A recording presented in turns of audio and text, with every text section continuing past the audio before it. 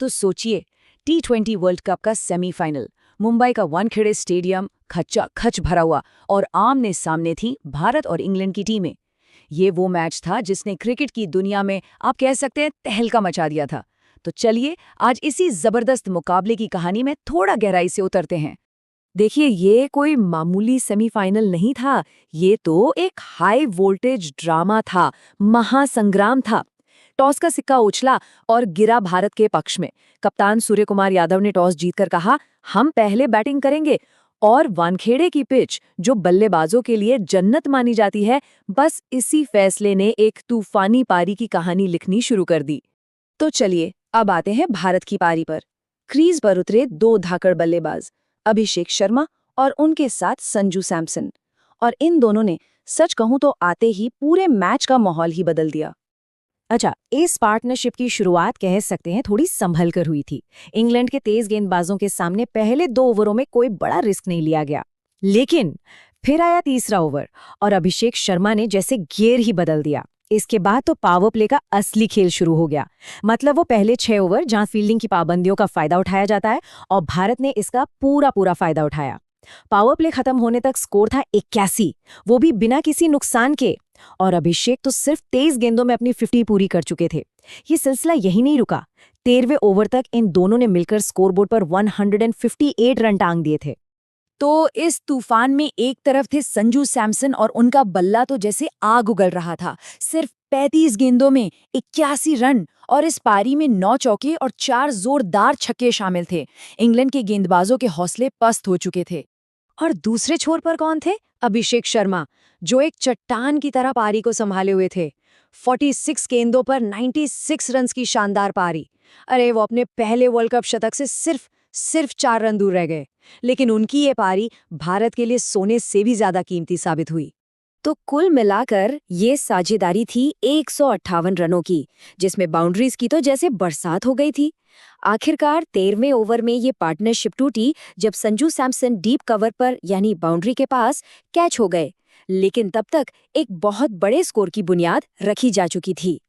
अब इतनी जबरदस्त शुरुआत के बाद सवाल सिर्फ एक था, क्या भारत इस मोमेंटम को बनाए रखे एक ऐतिहासिक स्कोर तक पहुंच पाएगा? और ऐसा लग भी रहा था कि भारत को अब कोई नहीं रोक सकता। लेकिन तभी आया 17वां ओवर, विल जैक्स का वो ओवर जिसने स्टेडियम में एक पल के लिए सन्नाटा ला दिया। पहले उन्होंने कप्तान सूर्यकुमार यादव को आउट किया और फिर अगली ही गेंद पर तिलक वर्मा को भी पवेलियन भेज दिया। स्कोर जो 1 विकेट पर 181 था, वो अचानक 3 विकेट पर 181 हो गया। इंग्लैंड ने वापसी की एक छोटी सी लेकिन अहम कोशिश की थी। अब इन 2 झटकों के बाद क्रीज पर कौन आया? हार्दिक पांड्या और शिवम दुबे।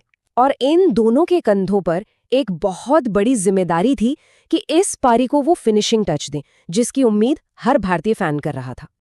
और हार्दिक पांड्या, अरे वाह, उन्होंने तो जैसे क्रीज पर आते ही तबाही मचाने का फैसला कर लिया था। 55 रनों की एक ऐसी पारी खेली जो शायद लंबे समय तक भुलाई नहीं जाएगी। और जरा सोचिए, ये 55 रन आए सिर्फ 18 गेंदों में, मतलब लगभग 300 का स्ट्राइक रेट।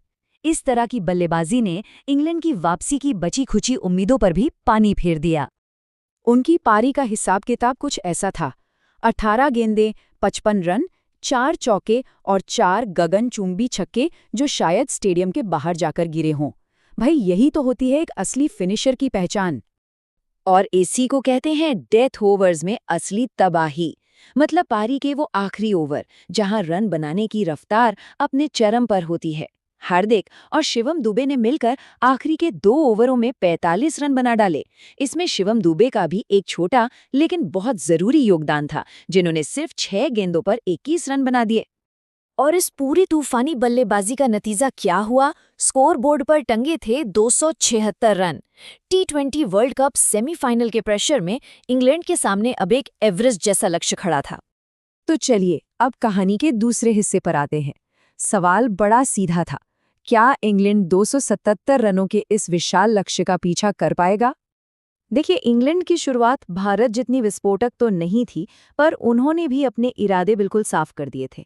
पावर प्ले यानी पहले 6 ओवरों में 66 रन बनाकर उन्होंने ये साफ संदेश दे दिया था कि वो लड़ने आए हैं और इतनी आसानी से हार नहीं मानने वाले। अब देखिए, इतने बड़े चेस का सिर्फ एक ही तरीका होता है, बड़ी साझेदारियां बनाना। और इंग्लैंड ने ठीक वही किया। पहले सॉल्ट और बटलर ने 74 रन जोड़े और फिर उसके बाद ब्रुक और बेथेल ने भी 60 रनों की एक जरूरी पार्टनरशिप की, जिससे मैच में उनकी टीम की उम्मीदें बनी रही। 16 ओवर के बाद इंग्लैंड का स्कोर था 3 विकेट पर 200 रन। हैरी ब्रुक एक छोर पर डटे हुए थे और मैच का पलड़ा, कह सकते हैं, पूरी तरह से बराबरी पर था। यहां से मुकाबला किसी भी तरफ जा सकता था। स्टेडियम में बैठे हर दर्शक की सांसें जैसे थम सी गई थीं। और फिर आया मैच का वो दौर जहां भारतीय गेंदबाजों ने आकर ये साबित कर दिया कि क्यों उन्हें दुनिया के बेस्ट गेंदबाजों में गिना जाता है। तो सवाल ये है कि भारत ने ये मैच आखिर जीता कैसे? इसकी कहानी इन कुछ पलों में छिपी है। सबसे पहले जसप्रीत बुमराह ने फिल सॉल्ट को एक ऐसी सटीक यॉर्कर डाली। आप जानते हैं वो गेंद जो सीधा बल्लेबाज के पैरों पर जाती है, जिसे खेलना लगभग नामुमकिन होता है। फिर जो हैरी ब्रुक जबरदस्त बल्लेबाजी कर रहे थे, उनकी 58 रनों की पारी का भी अंत हुआ। इसके बाद बुमराह ने 18वें ओवर में सिर्फ 6 रन दिए और एक विकेट भी लिया, जो डेथ ओवर्स में किसी मास्टर क्लास से कम नहीं था। और रही सही कसर, अर्शदीप सिंह ने 19वें ओवर में पूरी कर दी।